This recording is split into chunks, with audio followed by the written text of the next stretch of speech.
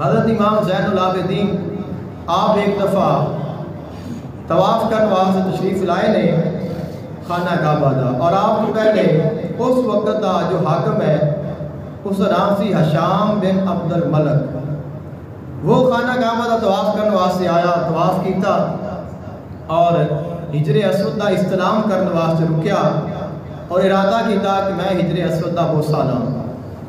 لوگاں نے کوئی توجہ نہ کی تھی، نہ ہی کسی نے اس کو رستہ دیتا، کوشش کی تھی، لیکن جب رستہ نہ ملیا تو پیچھے ہٹ گیا۔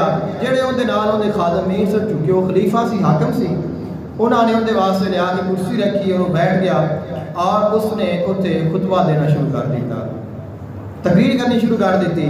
جڑے اندر نال دے لوگ بیٹھ کے سنن لگ پے۔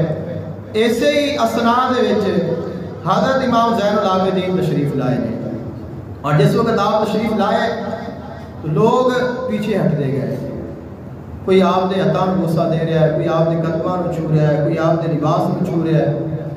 اور جس وقت آپ تشریف لائے آپ نے ارادہ فرمایا میں ہجر اسود دا بوسہ لاں، تو سارے لوگ پیچھے ہٹ گئے اور آپ نے جا کے بوسہ لیا۔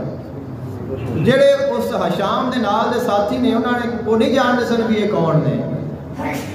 انہاں پوچھا ہشام دے کول بھی تو دا بادشاہ ہے، امیر المومنین ہے، تے اے کون ہے؟ تینوں رستہ نہیں ملیا، تینوں رستہ نہیں ملیا، تو وقت دا حاکم ہے اور انہاں نوں اسی جانتے نہیں یہ کون ہے، انہاں تعارف کی ہے، پتہ سی بھی یہ کون ہے، لیکن حسد دے نال کہندا مینوں نہیں پتہ ہے کون ہے۔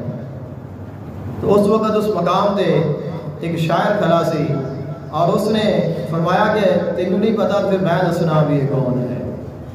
انہوں نے پھر ایک بہت بڑا قصیدہ حضرت امام زین العابدین دی شان وچ لکھیا اور دسیا کہ اہل بیت اطہار دا چمکدا آیا مہکدا آیا پھول ہے۔